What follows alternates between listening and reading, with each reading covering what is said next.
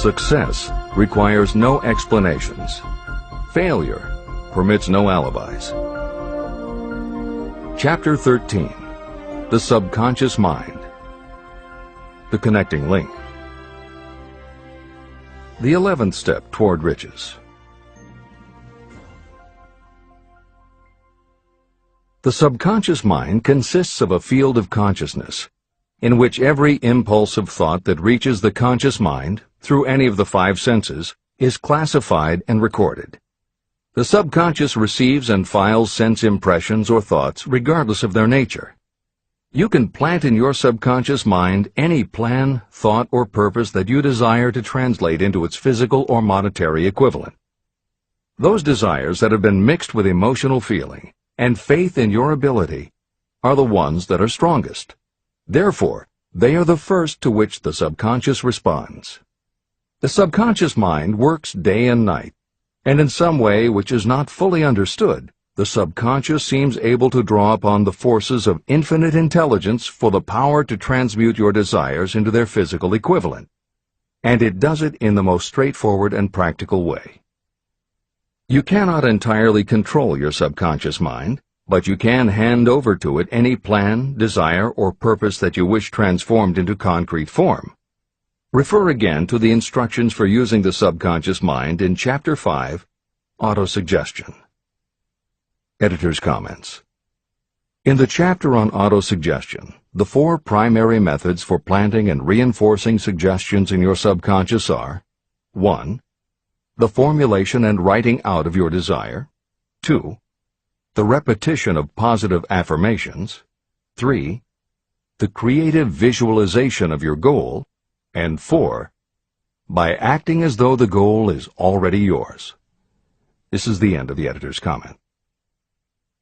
From my research, I have concluded that the subconscious mind is the connecting link between the finite mind of man and infinite intelligence. It is the intermediary through which you may draw upon the forces of infinite intelligence. From my research, I have concluded that the subconscious mind is the connecting link between the finite mind of man and infinite intelligence. It is the intermediary through which you may draw upon the forces of infinite intelligence. Only the subconscious mind contains the process by which mental impulses, thoughts, are modified and changed into their spiritual, energy, equivalent. It alone is the medium through which prayer, desire, may be transmitted to the source capable of answering prayer, infinite intelligence. How to energize your subconscious mind for creative effort. The possibilities of what you can do when you connect creative effort with the subconscious mind are stupendous. They inspire me with awe. I never approached the discussion of the subconscious mind without a feeling of littleness and inferiority, due to the fact that man's entire stock of knowledge on this subject is so pitifully limited. First, you must accept as a reality the existence of the subconscious mind and what it can do for you. This will enable you to understand its possibilities as a medium for transmuting your desires into their physical or monetary equivalent, and then you will comprehend the full significance of the instructions given in Chapter 3, Desire. You will also understand the importance of making your desires clear and putting them in writing. You will understand as well the necessity of persistence in carrying out instructions. The 13 principles that are the basis of this book are the stimuli with which you acquire the ability to reach and to influence your subconscious mind. Do not become discouraged if you cannot do this on your first attempt. Remember that the subconscious mind can be directed only through habit. You have not yet had time to master faith. Be patient. Be persistent. Editor's comments.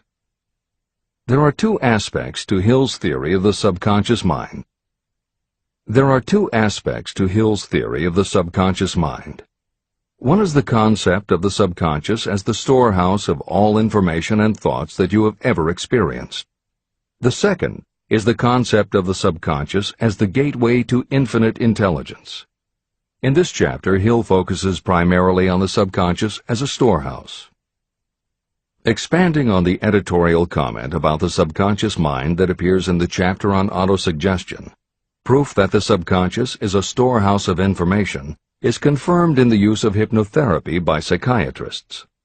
Through hypnosis, psychiatrists are able to help patients open the door to their subconscious so that they can retrieve information about traumatic situations that have been filtered out or repressed by the conscious mind. Further proof is in the use of hypnosis by law enforcement officials to recapture information such as license plate numbers and other details that the conscious mind of a witness has filtered out. Although results vary from person to person, there is no doubt that the subconscious has access to information that the conscious mind does not. This storehouse aspect of the subconscious is what accounts for some ideas that come to us through creative imagination.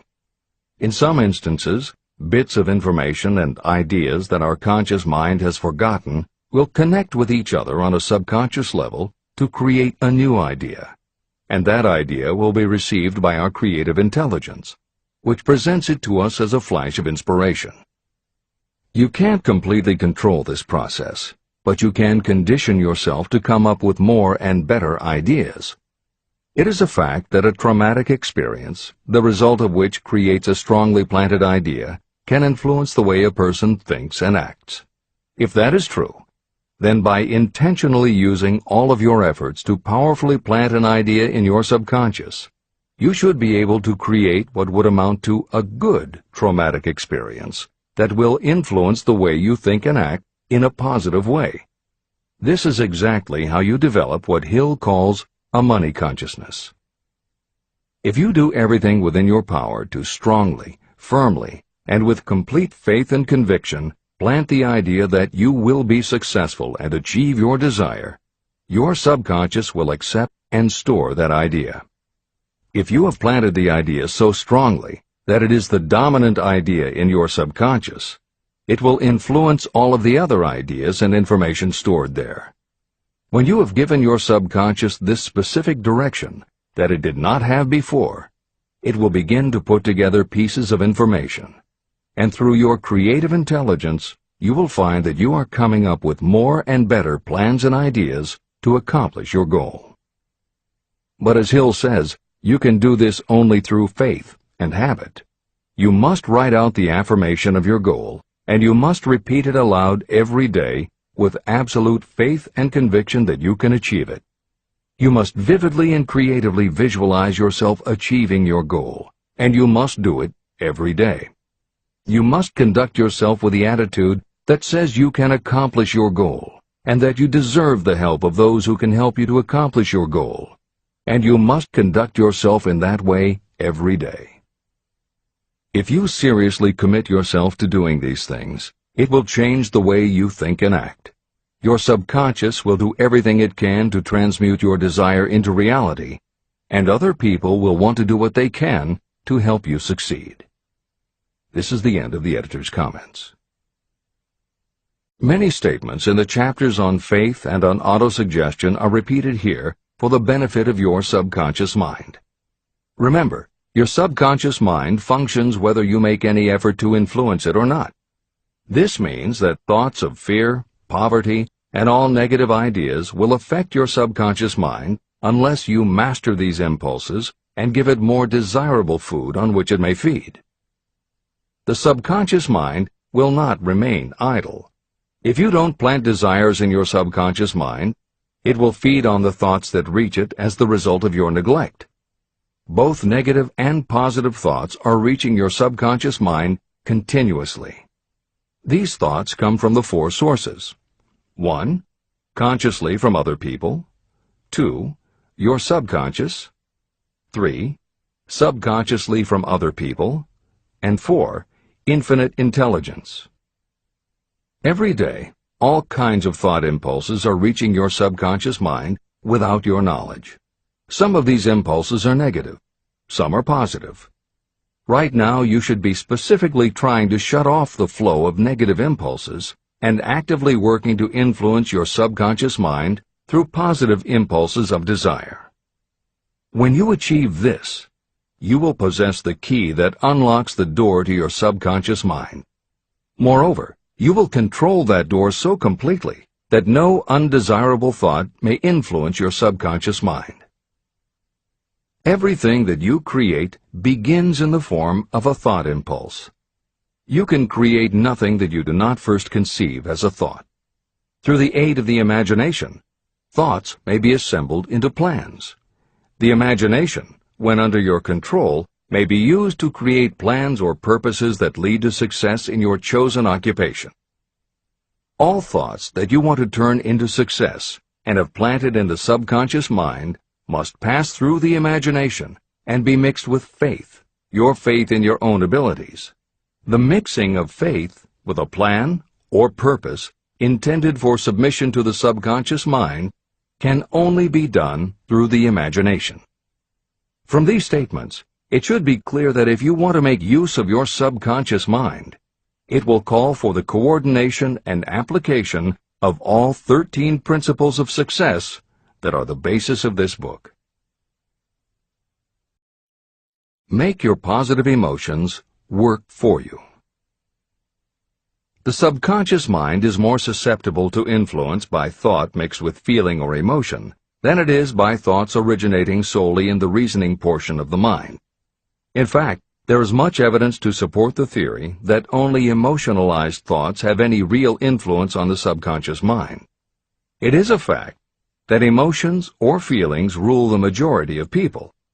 If it is true that the subconscious mind responds better and faster to thoughts that are well mixed with emotion, it is essential to become familiar with the more important of the emotions. There are 7 major positive emotions and 7 major negative emotions. The negatives get into your thoughts naturally and go directly to your subconscious without any help from you. The positive emotions must be injected by you through the principle of autosuggestion into the thought impulse that you wish to pass on to your subconscious mind. These emotions or feeling impulses may be likened to yeast in a loaf of bread. They are the action element which transforms thought impulses from the passive to the active state. That is why thought impulses that have been well mixed with emotion are acted upon more readily than thought impulses originating in cold reason. Editor's comments. W. Clement Stone, Napoleon Hill's friend, mentor, and business partner, arranged for the publication of many of Napoleon Hill's later writings. The following is adapted from material that appears in 2 of these books, Napoleon Hill's Keys to Success and Believe and Achieve. Enthusiasm is a positive mental attitude, an internal impelling force of intense emotion, a power compelling creation or expression. Being enthusiastic is an impelling external expression of action. When you act enthusiastically, you accentuate the power of suggestion and autosuggestion. The sales manager, public speaker, minister, lawyer, teacher, or executive who acts enthusiastic by speaking in an enthusiastic, sincere manner develops genuine enthusiasm. If you act enthusiastic, your emotions will follow. By filling your conscious mind with enthusiasm, you also impress upon your subconscious mind that your burning obsession and your plan for obtaining it are certain things. Then, if your conscious enthusiasm dims, your subconscious will be there, full of images of your success to help you stoke your conscious fires of enthusiasm once again. This is the end of the editor's comments. You are preparing yourself to influence and control the inner audience of your subconscious mind in order to hand over to it the desire for money, which you wish transmuted into its physical, monetary equivalent. It is essential, therefore, that you understand the method of approach to this inner audience. You must speak its language. It understands best the language of emotion or feeling. Following are the 7 major positive emotions and the 7 major negative emotions. I am listing them here so that you may draw upon the positives and avoid the negatives when giving instructions to your subconscious mind. The 7 major positive emotions. The emotion of desire, the emotion of faith, the emotion of love, the emotion of sex, the emotion of enthusiasm, the emotion of romance, the emotion of hope. There are other positive emotions, but these are the 7 most powerful and the ones most commonly used in creative effort. Master these 7 emotions. They can be mastered only by use, and the other positive emotions will be at your command when you need them. Remember that you are studying a book that is intended to help you develop a money consciousness by filling your mind with positive emotions. The 7 major negative emotions to be avoided. The emotion of fear, the emotion of jealousy, the emotion of hatred, the emotion of revenge, the emotion of greed, the emotion of superstition, the emotion of anger. Positive and negative emotions cannot occupy the mind at the same time. One or the other must dominate. It is your responsibility to make sure that positive emotions constitute the dominating influence of your mind. That is where the law of habit will help you. Form the habit of applying and using the positive emotions. Eventually, they will dominate your mind so completely that the negatives cannot enter it. Only by following these instructions literally and continuously can you gain control over your subconscious mind. The presence of a single negative in your conscious mind is sufficient to destroy all chances of constructive aid from your subconscious mind. Editor's comments. Napoleon Hill's concern about the susceptibility of the subconscious mind to negative thoughts, emotions, and comments is well known to professionals who work with these techniques. In clinical hypnotherapy, there is an axiom referred to as the law of reversed effect, which states that whenever there is a conflict between imagination and willpower, the imagination wins. When you attempt to plant an idea, if the subconscious already harbors a negative, trying to force the new idea has the reverse effect, because the subconscious becomes obsessed with defending its established negative idea. And the harder you try to do something, the more the subconscious resists, and the more difficult it becomes. Even the use of the word try is warned against, because it gives the suggestion to the subconscious of a preconceived failure. The concept of trying implies an ongoing effort. You don't want to try. You want to succeed. If you ask your subconscious to help you try, it may do just that. It may help you try, but it will prevent you from succeeding. Because if you did succeed, then it could no longer help you try, which is what you asked it to do. The cautionary note about using the word try is just one example of the care that should be taken when formulating affirmations and using autosuggestion. The following are some other rules of thumb that most modern experts agree on. 1. Affirmations should always be stated as a positive. Affirm what you do want, not what you don't want. 2. Affirmations work best when they are short and very clear about a single desired goal. Take the time to write, rewrite, and polish your affirmation until you can express your desire in a short statement of precise and well-chosen words. 3. Affirmations should be specific about the desired goal, but not about how to accomplish it. Your subconscious knows better than you what it can do and how it can do it. 4. Do not make unreasonable time demands. Your subconscious can't make anything happen suddenly or now. 5. Just saying the words will have little effect. When you affirm your desire, you must do it with such faith and conviction that your subconscious becomes convinced of how important it is to you. As you affirm your desire to yourself, visualize it in your mind's eye as big as a billboard. Make it big, powerful, and memorable. 6. Repetition of your emotionalized affirmation is crucial. At this time, it is your habit to think one way. By repeating your affirmation often every day, your new way of thinking will begin to be your automatic response.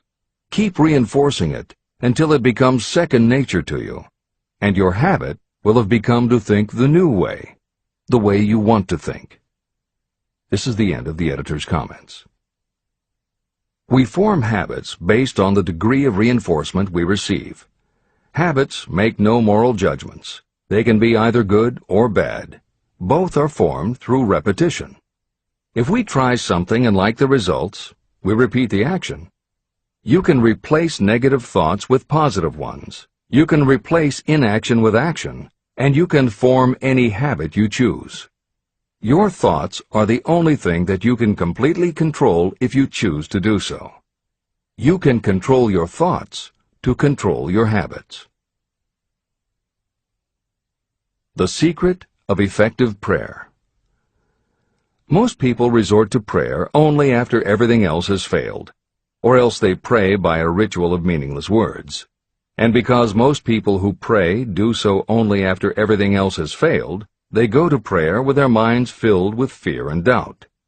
Because fear and doubt are the emotions that are mixed with their prayer, these are the emotions the subconscious mind passes on, and these are the emotions that infinite intelligence receives and acts upon. If you pray for a thing, but as you pray you have fear that you may not receive it, or that your prayer will not be acted upon by infinite intelligence, your prayer will have been in vain. Prayer does sometimes result in the realization of that for which one prays. If you have ever had the experience of receiving something for which you prayed, go back in your memory and recall your actual state of mind while you were praying, and you will know for sure that the theory here described is more than a theory. The method by which you may communicate with infinite intelligence is very similar to the way the vibration of sound is transmitted by radio waves. Sound cannot be transmitted through the atmosphere until it has been changed into a very high rate of vibration. The radio station takes the sound of the human voice and modifies it by stepping up the vibration millions of times. Only in this way can the energy of sound be sent over distances. After this transformation has taken place, the energy, which originally was in the form of vibrations of sound, is broadcast or transmitted as a radio signal. When a radio set receives the high-speed transmission, it then reconverts that energy back to its original slower rate of vibration. And when it is stepped down to its original rate, it vibrates the diaphragm of the speaker, which reproduces the original sound of the voice.